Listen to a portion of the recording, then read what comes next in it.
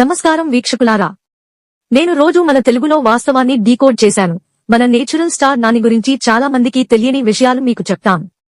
నాని అంటే మనకి తెలుసు, బహుముఖ నటన, ఫీల్ గుడ్ సినిమాలు, సహజమైన వ్యక్తీకరణలు.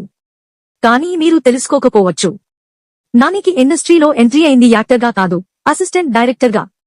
ఆయన రాధా గోపాలం, అల్లరి బుల్లోడు లాంటి సినిమాలకి ఏడీగా పనిచేశారు. ఒక టైంలో ఆయనకి యాక్టింగ్ మీద ఇంట్రెస్ట్ ఉందని కూడా చాలా మందికి తెలియదు. ఇంకా షాకింగ్ ఫ్యాక్ట్ ఏంటి అంటే, నాని డబ్బింగ్ ఆర్టిస్ట్ గా కెరీర్ స్టార్ట్ చేశారు. 2 సినిమాలో సపోర్టింగ్ క్యారెక్టర్ కి వాయిస్ ఇచ్చాడు. డబ్బింగ్ ఆర్టిస్ట్ గా స్టార్ట్ అయ్యి నేచురల్ స్టార్ అవడం ఒక ఇన్స్పిరేషనల్ జర్నీ. ఒక స్టేజ్ లో బాలీవుడ్ డైరెక్టర్ గౌతమ్ మీనన్ ఆయనకి రోల్ ఇవ్వాలని ప్లాన్ చేశారు.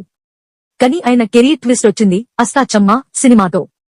తరువాత అలా మొదలైంది ఈగ, జెర్సీ, శ్యామ్ సింగరాయ్ లాంటి క్లాసిక్స్ నుంచి ఆయన ప్రతిభను నిరూపించుకున్నారు. కానీ వ్యంగ్యం ఏంటి అంటే, నానికి కమర్షియల్ హిట్స్ ఎక్కువ ఉంటే కూడా మెయిన్ అవార్డ్స్ లో చాలా సారి పట్టించుకోలేదు.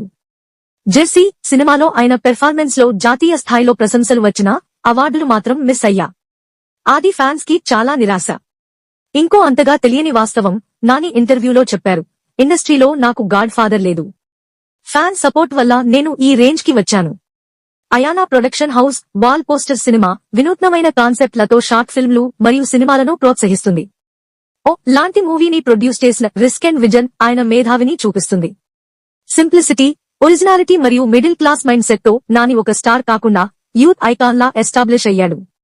టీవీలో యాంకర్ గా స్టార్ట్ అయ్యి డబ్బింగ్ ఆర్టిస్ట్, ఏడీ, యాక్టర్, ప్రొడ్యూసర్, బహుళ ప్రతిభావంతులైన ప్రయాణం.